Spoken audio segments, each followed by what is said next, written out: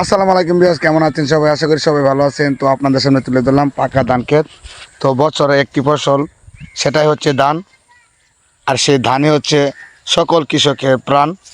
তো আলহামদুলিল্লাহ, ইতিমধ্যে দেখতে পাচ্ছেন ধান ক্ষেত কিন্তু পেকে গেছে।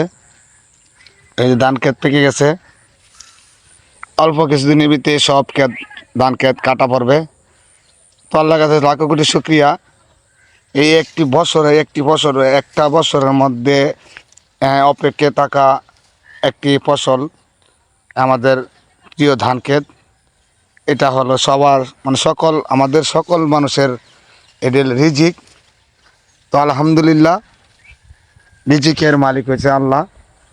তো আমরা যা আশা করছি তার থেকে বেশি পেয়েছি। তো দেখতে পারতেছেন মানে প্রচুর ধান হয়েছে এই বছর, বোঝা যাইতেছে। আলহামদুলিল্লাহ আলহামদুলিল্লাহ, মানে শুক্রিয়া আদায় করতে হবে। যাই হয়েছে শুক্রিয়া আদায় করতে হবে। দেখছেন ধান ক্ষেত পেকে গেছে, ধান ক্ষেত ইতিমধ্যে পেকে গেছে।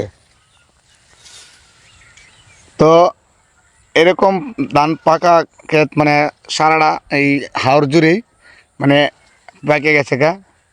তো ইতিমধ্যে দেখতে পাচ্ছেন আমাদের গ্রামের যে ধান ক্ষেতের যে পাকার যে সৌন্দর্যটা, এটা আপনাদের সামনে আজকে তুলে ধরলাম। কারণ পাকা ধান ক্ষেত কিছুদিন আগে আসছিল সবুজ, সবুজ থেকে এখন হয়ে গেছে পাকা। মানে এখনও সৌন্দর্যটা অন্যরকম। আর কিছুদিন আগে একটা সৌন্দর্যতা আছে ধান ক্ষেতের, সেটা হচ্ছে সবুজের। তো সবুজ থেকে এখন পাকা হয়ে গেছে গা। হালকা একটু মানে হলুদ হলুদ ভাব। তো এটাও একটা সৌন্দর্যর মানে সৌন্দর্য, ভালো ভালো। তো সৌন্দর্যের আরেক নাম হচ্ছে ধান ক্ষেত, এটা না সবসময় বলি। আর সেই সৌন্দর্যের কারণ হচ্ছে আমাদের সকল কৃষক।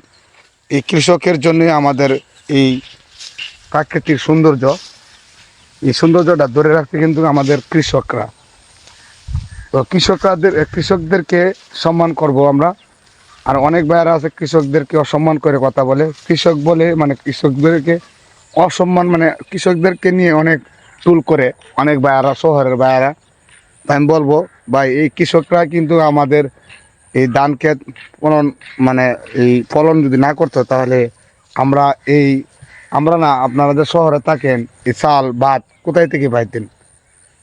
তো অনেক কষ্ট কইরা এই ধান ক্ষেত কিন্তু ফলন মানে ধান ক্ষেত কিন্তু মানে করছে। তো এর ফলে তো আমাদের দেশের প্রাকৃতিক সৌন্দর্য সব ক্ষেত্রেই কিন্তু কৃষকরাই কিন্তু আমাদের সর্বমূল। তো তাদেরকে আমরা সম্মান করব, অসম্মান করে কথা বলবো না। তো আর কোনো দিন কখনো আসলে যারা জ্ঞানী তারা কখনো কৃষকদেরকে নিয়ে টুল করবে না। তো সবাই ভালো থাকবেন, সুস্থ থাকবেন, ধন্যবাদ সবাইকে।